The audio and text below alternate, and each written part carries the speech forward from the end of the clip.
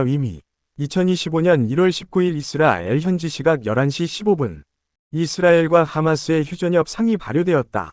2023년 10월 7일 하마스 위 이스라엘 기습 공격으로 촉발된 가자 사태는 큰 피해를 남겼다. 이스라엘 국민 1589명이 사망했고 251명 이인질로 피랍되었다. 이스라엘의 응징 공격으로 인한 팔레스타인 사망자는 46,645명, 부상자는 11만 명에 달한다. 가자 사태는 영내로 확산, 이란까지 관여하는 지역 분쟁으로 고조되었다. 친이란 무장 세력인 레바논 헤즈볼라, 예멘의 후티, 이라크와 시리아의 시아파 민병대 등이 이스라엘을 압박했고, 이스라엘은 좌고우면하지 않고 확전 보복에 나섰다. 자칫 국제 전면전으로 치달아 갈 위기가 고조되었다. 이와 함께 무력 충돌을 진정시키기 위한 국제사회의 노력도 수반되었다. 2023년 11월 21일부터 시작된 미국과 이집트 그리고 카타르 등 3개국이 나선 오랜 중재가 사태 발발 15개월 만에 성사되며 분쟁은 일단 중단되었다. 1. 휴전의 내용과 조건 3단계로 구성된 휴전의 조건과 내용은 다음과 같다. 핵심은 이스라엘 인질과 팔레스타인 수감자의 교환이다.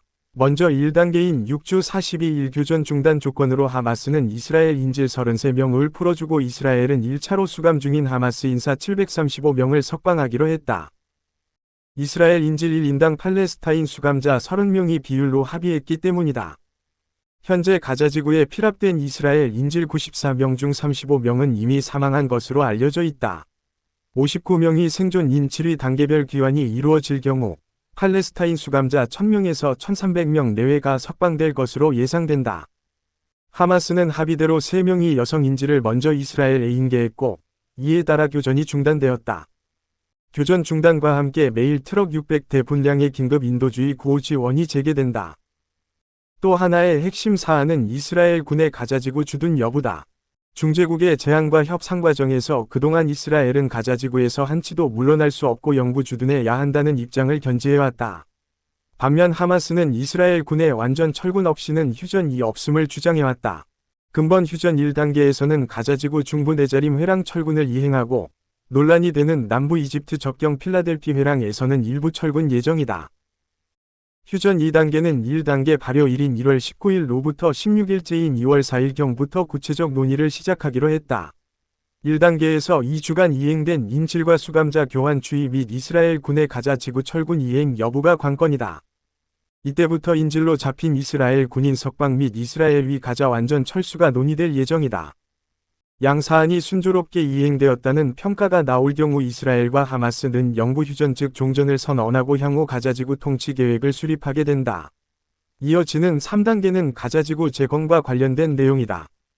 3대 중재국과 UN 등은 공여국 그룹을 구성하여 기존 피해를 복구하고 평화로운 팔레스타인 거주지역으로 회생시키는 계획을 추진할 예정이다. 상기 3단계 휴전안은 일종의 살라미식 타결로 사실상 열린 안이다. 단계별 이행평가 이후 다음 단계로 진행하는 형태다. 따라서 1단계 이행을 전제로 다음 단계 합의안을 논의한다는 향후 일정은 불확실성이 높다. 그리고 이스라엘 내 보수진 영의 시각에서는 더 불리한 내용이 담겨 있다고 주장한다.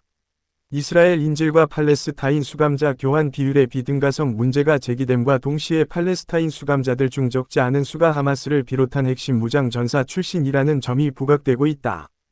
여기에 가자지구에서의 이스라엘군 완전 철수가 가시화될 경우 하마스의 재결집 이후 제3위 기습을 허용할 수 있다는 우려도 점증하고 있다.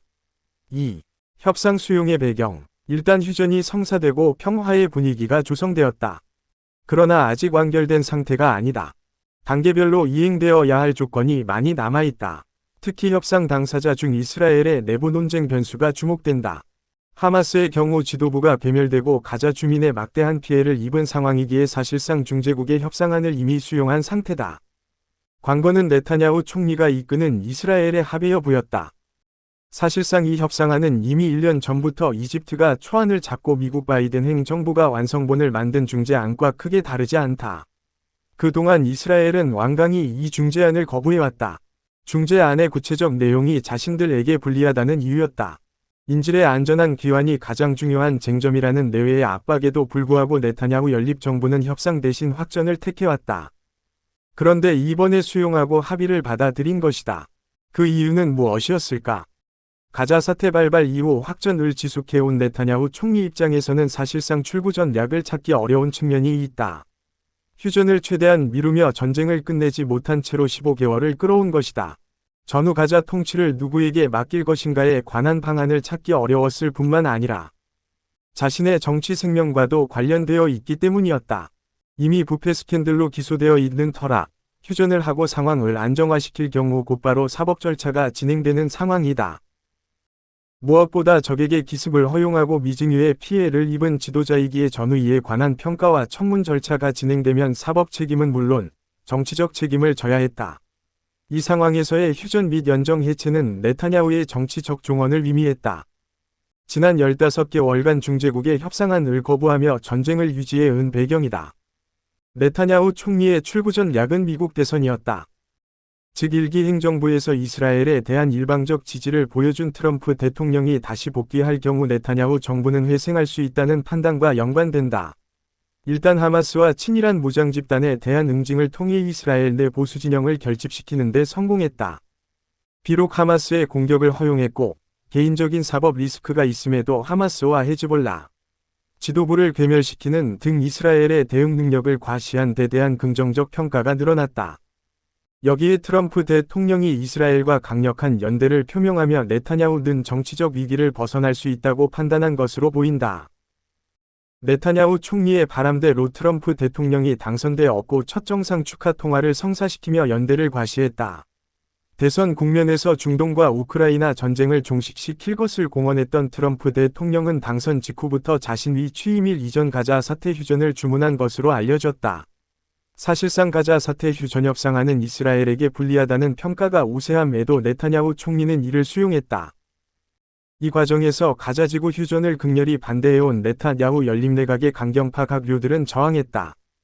베잘렐 스모트리치 재무장관과 이타마르 벤그비르 국가안보부 장관 등은 연정 탈퇴를 운이했다.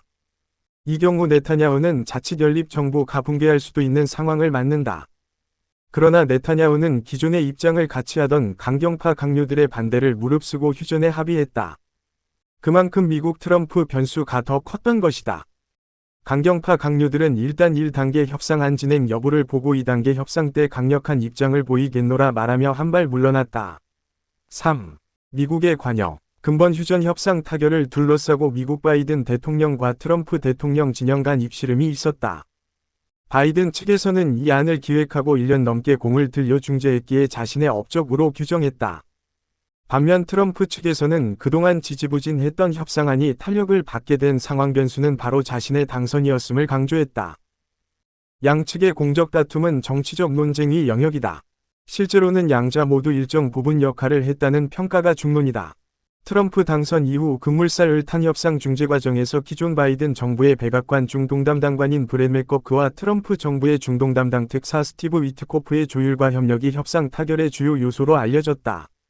민주공화 양정부의 이스라엘에 대한 설득과 압박은 네타냐후에게 부담이었다.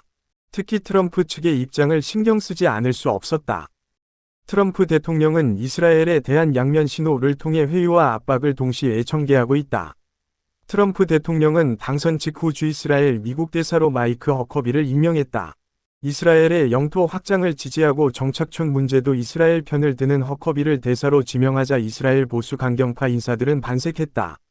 스모트리치 재무장관은 서한지구와 가자지구를 완전히 이스라엘 영토로 병합할 수 있다는 기대를 피력하기도 했다. 반면 스티브 위트코프 특사의 임명은 다소 특이했다. 트럼프 대통령은 공직 경험 이일천한 부동산 사업가인 위트코프를 신속하게 중동 특사로 지명하면서 사업 수완과 갈등 해결 능력을 상찬했다. 이는 백악관이 향후 이스라엘, 이란 문제 등 중동 쟁점을 다루어 나갈 때 일방적 편들기 혹은 일방적 적대 정책 대신 거래와 협상에 중점을 둘 수 있음을 의미한다. 네타냐후 총리로서는 트럼프 대통령이 자신을 일방적으로 지지할 것이라 믿기에는 부담이 있을 것이다. 위트코프 특사 및 트럼프의 사돈이자 아랍계인 마사드 블로스의 중동 문제 선임고 문 지명 때문이다. 근본 협상 수용 과정에서 위트코프 특사는 관례를 깨고 네타냐후 총리와 안식일에도 불구 면담 일정을 잡아 협상 수용을 압박한 것으로 알려졌다. 이 과정에서 트럼프 대통령 위 취임 전 휴전 위지를 이끈 네타냐후가 내부 강경파閣僚들의 반발에도 불구하고 중재안을 받아들인 것으로 알려졌다. 만일 트럼프와 관계가 악화되어 수면 위로 드러날 경우 네타냐후의 정치 가도에 치명적인 걸림돌이 될 수 있기 때문이었다. 무엇보다 이란에 대한 미국의 압박을 유지하고 사우디 이스라엘 수교를 성사시키기 위해 네타냐후는 트럼프의 휴전 위치를 수용하지 않을 수 없어 늘 것이다. 결론적으로 네타냐후는 트럼프에게 큰 취임 선물을 안긴 셈이다. 트럼프 입장에서는 자신의 당선 이후 이스라엘 헤즈볼라 휴전, 시리아 아사드 정부의 붕괴, 그리고 가자 사태의 휴전으로 이어지는 성과를 도출했다. 마이클 알츠 국가안보 보좌관 지명자는 이와 관련한 언급에서 트럼프 2기 행정부의 최우선 과제로 이스라엘과 사우디아라비아와의 수교를 적시하며 추진의지를 밝힌 바 있다. 이란의 카벳 탈퇴, 아브라함 협정, 트럼프 평화 구상 등 중동 문제는 트럼프 1기 대외 정책의 성공 사례로 인식되고 있다. 근본 가자 휴전 협상 타결을 계기로 트럼프 대통령은 2기 행정부에서도 중동 정책을 우선적으로 집중하여 추진할 가능성이 높아졌다. 4. 함의와 전망. 중동 정세를 불안하게 만들어온 가자 사태의 일단락은 영내 안정성에 크게 기여할 것이다. 무엇보다 가자지 구 220만 주민들의 안전이 다시 담보될 수 있다는 점에서 휴전은 중요했다. 곧 재개될 인도주의적 지원을 통해 최소한의 삶의 터전을 확보할 수 있을 것이다. 하마스에게 억류되었던 이스라엘의 인질들의 귀환 역시 시급한 이슈였다. 불구대천의 원수인 이스라엘과 하마스 간의 협상을 국제사회가 나서서 타결했다는 점도 주목할 만한 성과라 할 수 있다. 향후 유사한 중동 분쟁이 발생할 경우에도 도움이 되는 사례를 축적했다. 동시에 국제사회에서 다시 한번 미국에 힘을 실현했다는 점에서도 긍정적이다. 강력한 힘을 갖는 행위자의 부재가 불러오는 아노미 상태 위 불안에 제동을 걸 수 있기 때문이다. 무엇보다 미국의 트럼프 2기 행정부가 중동에서의 존재감을 높여가며 아브라함 협정의 완결판이라 할 수 있는 이스라엘 사우디 수교를 성사시킬 경우 영내 지정학적 불안 요인 감소에 기여할 것이다. 동시에 이란에 대한 압박을 통한 핵협상을 타결할 수 있다면 또 다른 진전이 될 수 있다.